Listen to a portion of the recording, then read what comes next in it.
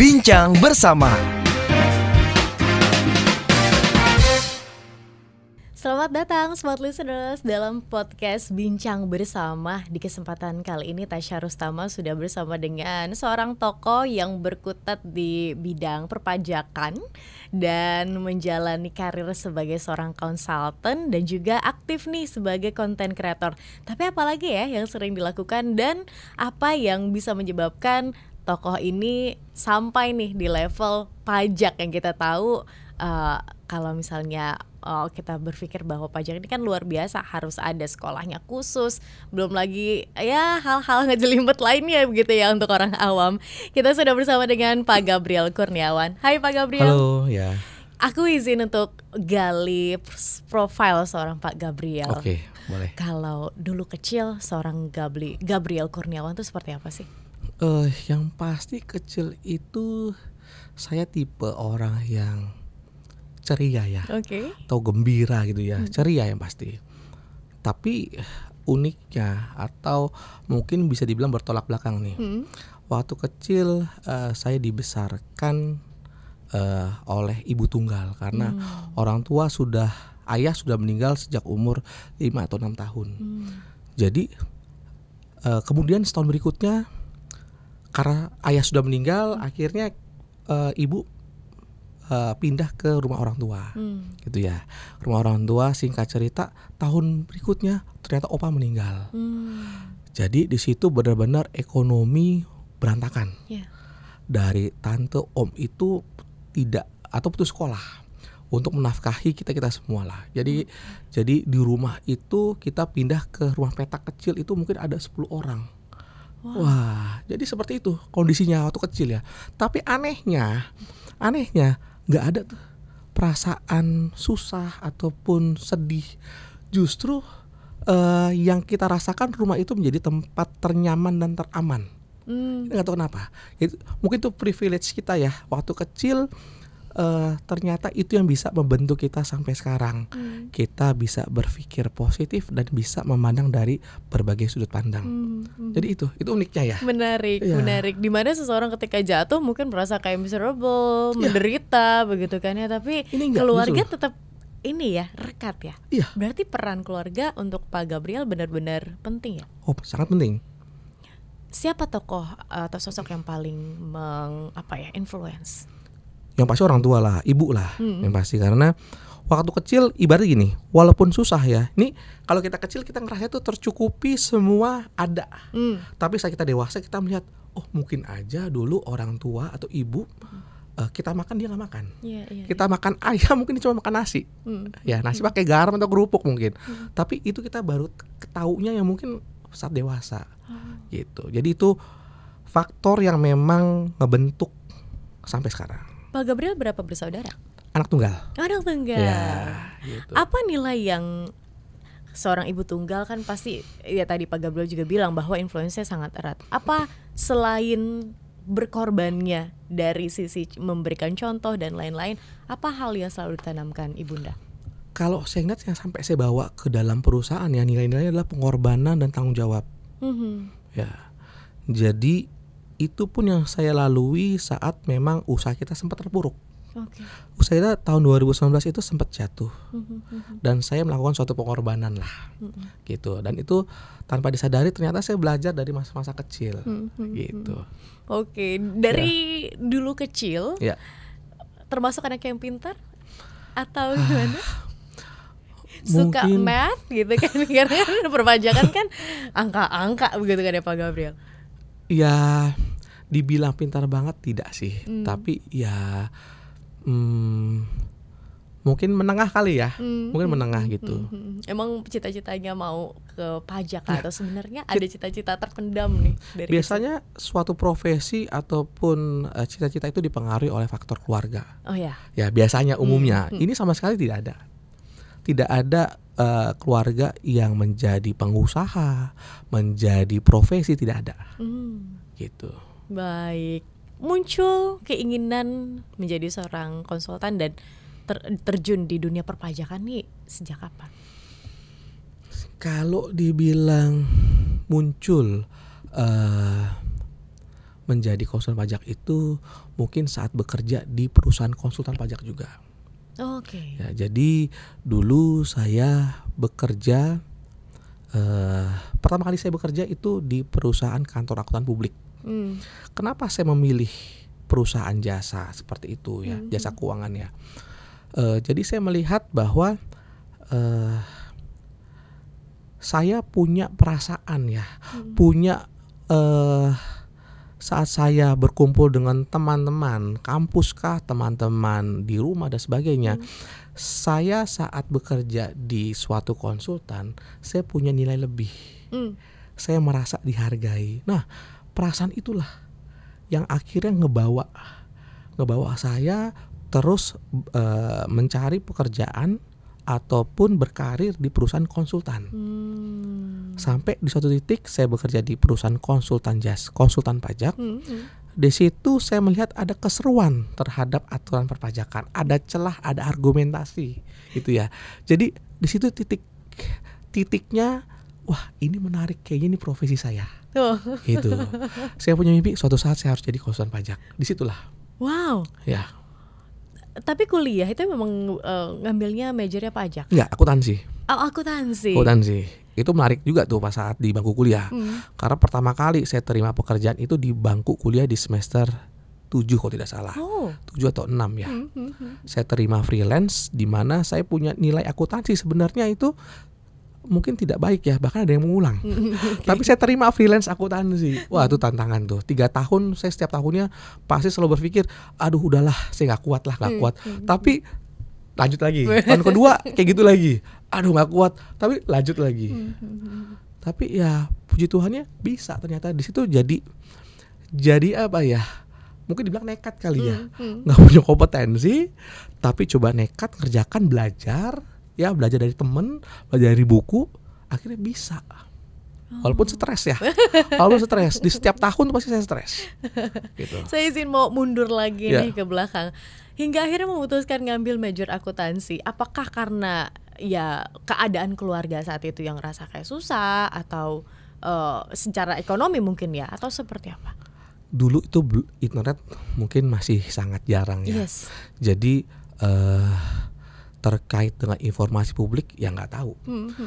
Jadi ya cuma dengar dari pendapat orang tua. Nih jurusan ekonomi paling banyak yang dicari pekerjaan. Lowongan. Udah sesimpel itu. Dulu cuman sistem informasi sama ekonomi pilihannya. Ya atau komputer seperti itu ya. Pilihan cuma 2 itu. Ya udahlah, saya pilih ekonomi aja. Itu nggak ada perencanaan sama sekali. Gitu. Tapi kan kalau math-nya nggak kuat begitu kan ya, ini kan akan jadi batu sandungan, bener nggak sih Pak Gabriel? Kalau sebenarnya perpajakan itu tidak butuh math yang kuat. Saya menanamkan konsep di kantor. Kita bukan mencari IPK tertinggi, tapi kita mencari IQ yang baik. Logika yang baik itu pasti akan bisa beradaptasi di semua bidang. Itu prinsip saya ya. Menarik. Jadi semua itu harus didasarkan logika, semua ilmu pengetahuan. Perpajakan pun demikian. Karena tadi saat orang lain buat aturan perpajakan, untuk kita bisa menangkap pesannya, ya kita harus tahu dulu kenapa sih aturan ini dibuat. Dari situ kita gampang mencernanya. Dari situ kita gampang mengaplikasikan, oh aturan ini bunyinya seperti ini, oh cara hitungnya seperti ini. Jadi sebenarnya nggak butuh math yang bagus sebenarnya, tapi butuh IQ yang baik. Penalaran, betul. Itu yang penting. Jadi ya mohon maaf ya dengan kurikulum pendidikan yang ada ya. Cuman ini by experience kita seperti itu. Kita lebih melihat ke IQ bukan IPK. Walaupun IPK mungkin ada di faktor nomor kesekian ya, tetap kita lihat. Cuman faktor tertinggi kita adalah di IQ. Logika penalaran. Betul. Itu tadi begitu ya. Oke, dari kuliah akuntansi, tadinya mau jadi accounting, freelance begitu kan, bekerja hingga akhirnya terjunlah di dunia perpajakan. Rasanya seperti apa sih ketika merasa bahwa oke, ini panggilanku nih, ini harusnya where I belong begitu kan, inilah aku di sini begitu. Rasanya seperti apa sih saat itu, Pak? Rasanya excited, jadi menjalankannya nggak ada beban. Jadi nggak ada beban. Padahal kan pajak kan ngejelimet gitu kan. Betul, ngejelimet. Cuman kalau dilaluinya dengan seneng, karena saat orang itu kan ada apa ya, ada momentum suka dengan sesuatu ya, dan itu saya merasakan di bidang ini cukup panjang. Kenapa? Karena ada aturan yang selalu berubah, jadi kita terpacu untuk menguasainya gitu loh. Jadi kalau kita sudah menguasai hal ini, sudah ahli, bosan di pajak nggak demikian. Karena aturan berubah lagi, itu sih. Itu yang mungkin masih apa ya, kayak memacu adrenalinnya ya. Gitu. Jadi terpacu untuk menguasai gitu loh. Menarik. Iya. Menarik. Karena kan nggak banyak orang yang bisa mendapatkan panggilan dalam tanda kutip begitu kan ya. Mungkin sudah terjun di dunia tersebut, tapi kok kayaknya ini masih belum deh begitu kan ya. Berarti apakah Pak Gabriel merasa bahwa itu merupakan sebuah keberuntungan di mana kayak ya saya memang di sini begitu? Saat kita mulai prosesnya pun untuk menjadi konsultan pajak, buat saya itu ada suatu hambatan besar yang namanya adalah persepsi. Ya, buat saya dulu yang bisa membuat konsultan pajak adalah harus lulusan dari Big Four atau perusahaan konsultan pajak terbesar lah atau terbaik lah, ataupun mereka yang ex dari DJP. Saya tidak ada di keduanya. Persepsi itu yang melekat dan menghambat saya. Akhirnya saya mencoba berpartner saat itu. Tapi ternyata tidak punya satu visi, berbeda visi. Berganti partner yang lain, berbeda juga. Akhirnya di situ ada suatu teguran yang saya dapat ya, secara pribadi, bahwa ya kita nggak perlu ngandalin orang lain. Kita cukup mencoba melangkah kecil dulu gitu loh. Kalau kita tidak melangkah memulai sesuatu hal dengan suatu langkah yang kecil, tidak akan sampai. Nah itu persepsi yang terbentuk oleh saya itu mungkin selama hampir 2 tahun, 1,5 tahun. Itu saya terjebak di situ. Akhirnya saya coba melangkah dengan sendiri, melangkah kecil, ternyata bisa. Jadi buat teman-teman yang mendengarkan misalnya ya, iya kita coba dulu. Jangan membatasi pikiran kita bahwa kayaknya nggak bisa nih, saya nggak mampu. Ya kita udah kalah duluan di situ. Saya 1,5 tahun terjebak di situ. Gitu. Langkah apa yang Pak Gabriel ambil? Kalau saya melihat ada petunjuk ya, saya udah mencoba 1, 2, kenapa gagal? Saya refleksi diri dulu nih, kenapa ini? Nah akhirnya ya saya berdoa lah, intinya saya berdoa. Petunjuknya seperti apa? Ternyata memang diarahkannya kita harus jalan sendiri. Ya, intinya tidak boleh mengandalkan manusia. Itu sih. Buka perusahaan salah satu jawabannya. Ya, buka. Di tahun berapa itu? Saya waktu itu buka perusahaan sudah dengan partner. Ya, tapi tidak cocok, akhirnya partner itu keluar. Gitu. Jadi itu dia 1,5 tahun ragu, sudah buka perusahaan, tapi akhirnya menjalankan dengan merubah mindset, tidak lagi mengandalkan perusahaan, tidak lagi membuka konsultan harus ex DJP ataupun ex dari konsultan Big Four, tapi siapapun bisa, asal punya keyakinan, bisa menghargai diri kita sendiri, kita mampu, itu sih. Dan tadi Pak Gabriel juga bilang ya bahwa regulasi berubah-ubah, otomatis kita harus belajar lagi. Iya. Gitu. I see. Gimana perjalanannya? Tadi sempat kita obrolin di 2019.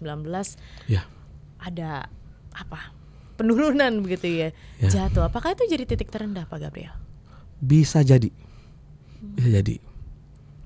Karena di situ kita hilang setengah dari omset, bahkan kita tidak bisa membiayai dari seluruh gaji saat itu. Ya, jadi banyak klien yang keluar, kemudian banyak pengurangan karyawan dan sebagainya. Jadi 2019 itu titik terendah kita lah. Saya coba berkorban ya. Kemudian puji Tuhannya di tahun 2020 justru saat terkena Covid usaha kita justru meningkat. Gitu. Blessing in disguise. Iya, di situ. Oke, menarik. Akhirnya bikin konten seputar perpajakan. Yes. Awal mulanya di mana? Tahun berapa?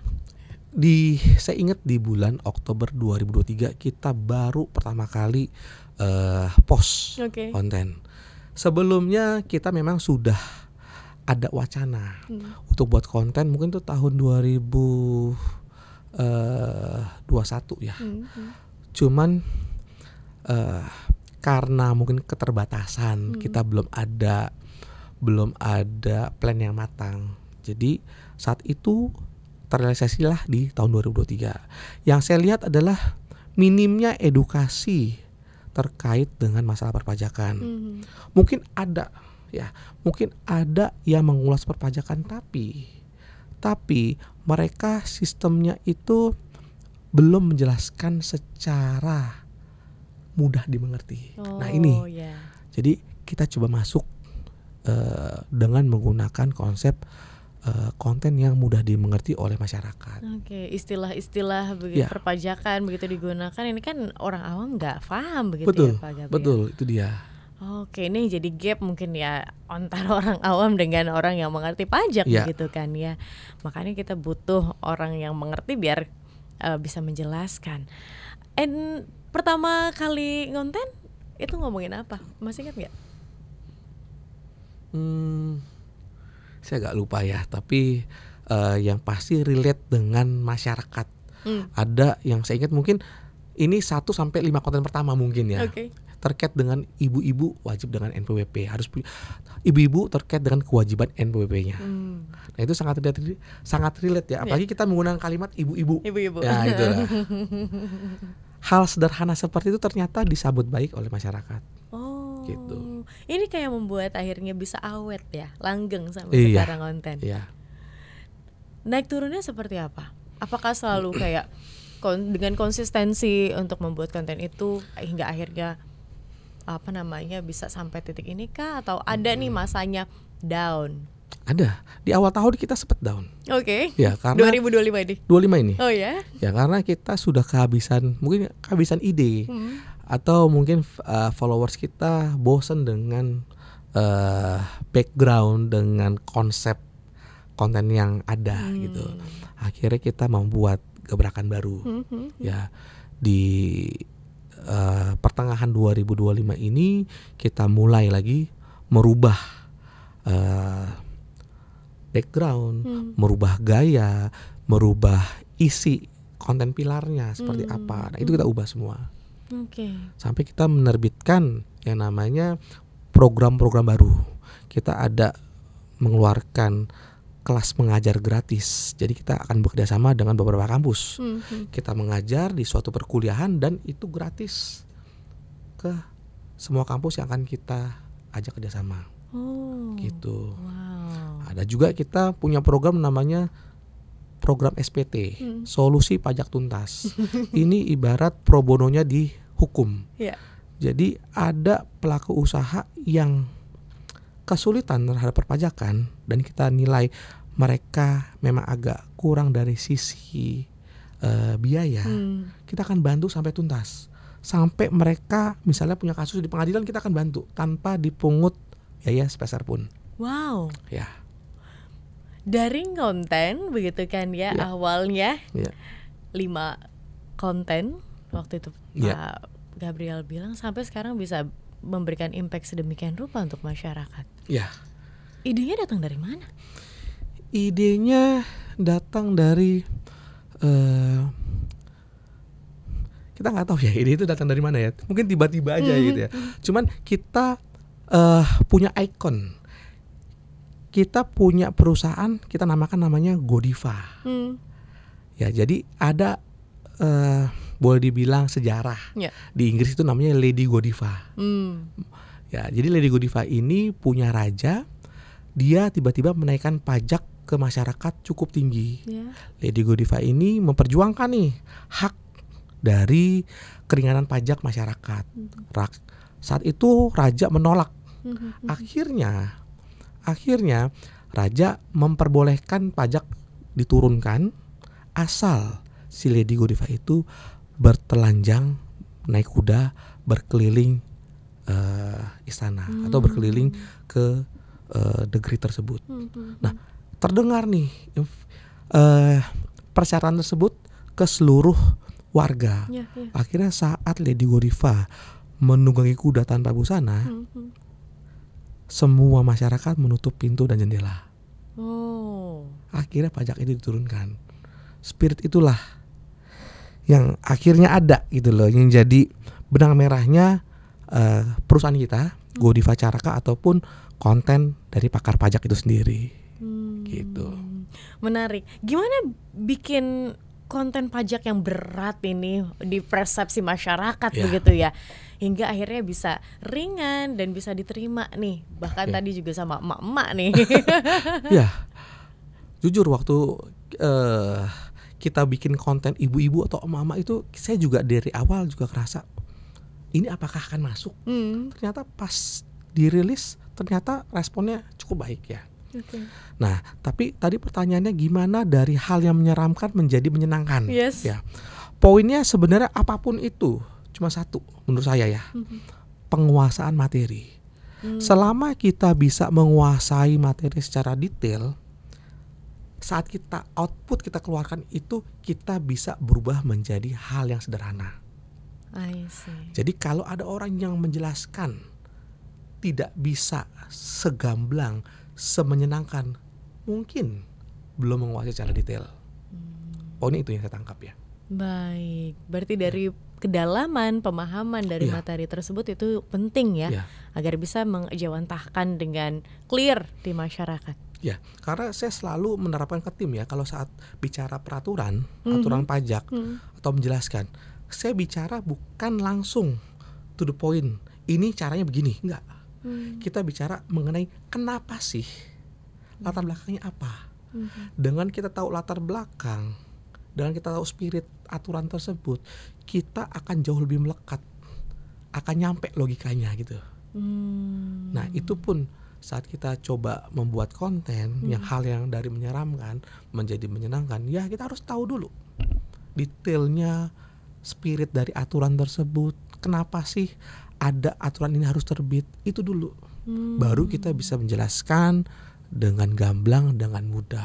Ya, kadang kita cuma tahu aturan ya, tapi sebab akibatnya itu nggak paham. Itu harus digali. Gitu. Itulah sebenarnya sebab akibat itu yang bikin kita bisa connect ya. Oh, betul. Maksudnya ini begitu kan ya.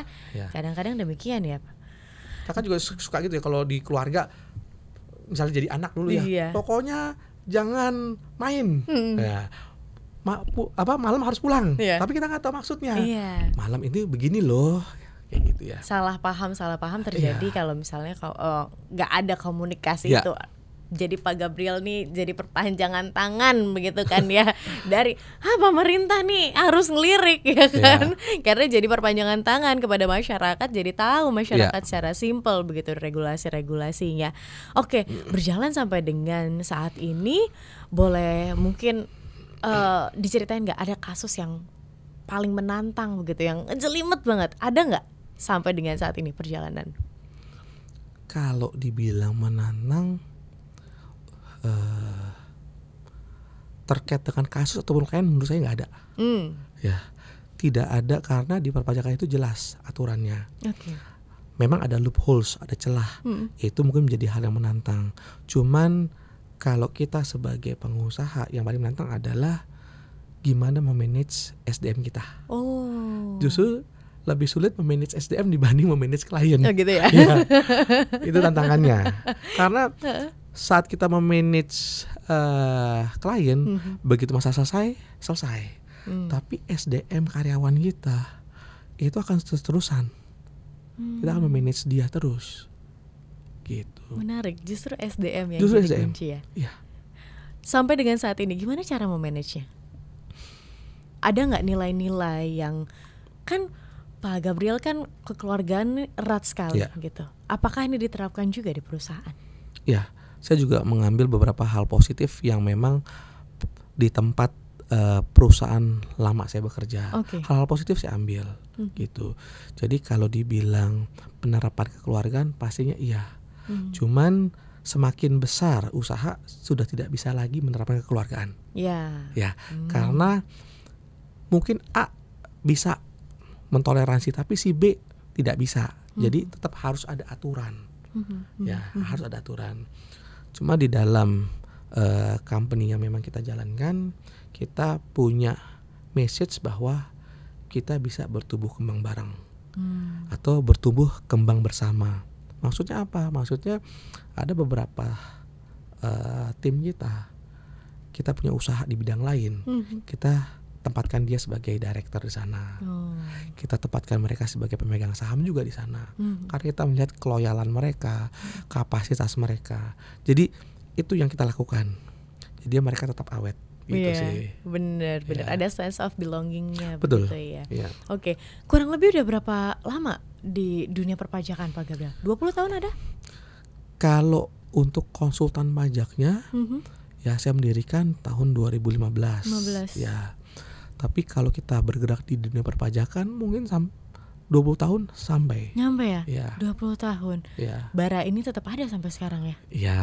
Wow. Untuk men-charge diri mungkin dari situasi kegiatan sehari-hari, ada nggak sih aktivitas atau hal-hal yang jadi hobi begitu seorang Pak Gabriel?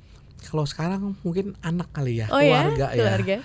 Jadi saya punya anak 3 perempuan semua, dan umurnya beda 5 tahun semua.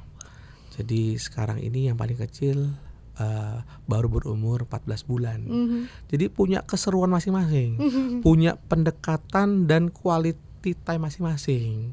Yang anak kedua di umur 6 tahun mungkin tipenya masih mungkin menurunkan warisan iseng dari opanya. Ya, jadi agak beda. Kalau yang nomor pertama agak sensitif ya. Jadi pendekatan beda. Mungkin quality time-nya yang menghabiskan waktu bersama mereka aja sih. Gitu. Menarik, family man banget ya. Cara nge-recharge dirinya kembali lagi ke keluarga. Udah yang paling pertama udah mulai ini kali Pak, puber. Ya, sudah mulai. Jadi pendekatannya agak berbeda. Gitu. Udah mulai rebel begitu kan ya. Oke, apa pembelajaran paling berharga yang bisa Pak Gabriel berikan ke smart listeners begitu ya, untuk mungkin yang pengen jadi konten kreator atau mau juga terjun kepada dunia perpajakan yang sekarang kayaknya untuk anak muda sekarang kayaknya masih bidang yang seksi begitu kan ya. Adakah pesan? Oke, pesan mungkin nih yang orisinil yang kita coba jalankan dari awal pertama kali adalah kita membuat jangan membuat konten hanya sekedar konten, tapi berikan juga nilai, nilai yang orisinil, otentik, karena itu yang akan menjadikan kita unik. Nah, kemudian konten-konten yang memang disajikan harus bersifat namanya audience sentris, tidak bisa bersifat idealis. Karena saat saya awal di tahun 2021 sebelumnya di 2023 kita baru start ya. Di situ kita agak boleh dibilang perang batin sendiri antara idealis dengan audience sentris. Kita mau menampilkan sisi kejeniusan kita, kepintaran kita di hadapan masyarakat bahwa kita ngerti pajak menggunakan bahasa yang idealis. Tapi ternyata itu nggak works. Jadi sarannya adalah ya buat konten jangan dari sisi menariknya kita, tapi apa yang dibutuhkan oleh masyarakat itu yang lebih didengar dan pesannya akan tersampaikan. dan pastinya konsisten. Konsisten. Ya, itu juga salah satu penting. Oke, baik. Pak Gabriel, gimana kalau smart listeners mau reach out Pak Gabriel? Ada kontak kah? Kemudian apa yang bisa dilakukan begitu ya? Kebutuhan-kebutuhan apa yang bisa dijawab? Oke. Untuk me-reach out kita bisa lihat Instagram atau TikTok kita. Di Pakar Pajak, di situ ada nomor yang bisa dihubungi. Ya, kita pun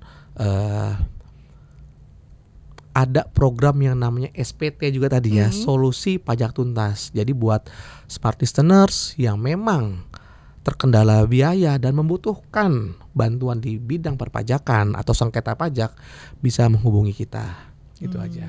Oke, bisa langsung ya dilihat, dipelajari begitu, karena ketika saya scroll, oh begini, oh begitu, jadi tahu lagi khazanah pengetahuannya jadi nambah lagi, apalagi ngomongin perpajakan, karena kita nggak jauh-jauh ya dari pajak ya Pak.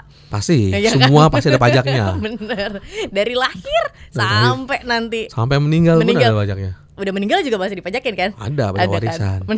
Ya, kalau ada warisan ya. Kalau ada warisan. Itu dia smart listeners perbincangan saya bersama dengan Pak Gabriel Kurniawan. Terima kasih Pak sudah banyak sharing bersama dengan kami. Semoga kisahnya bisa menginspirasi smart listeners yang mendengarkan. Dan kami harus pamit undur diri. Akhir kata saya Tasya Rustama dan Gabriel Kurniawan. Kami pamit, sampai jumpa.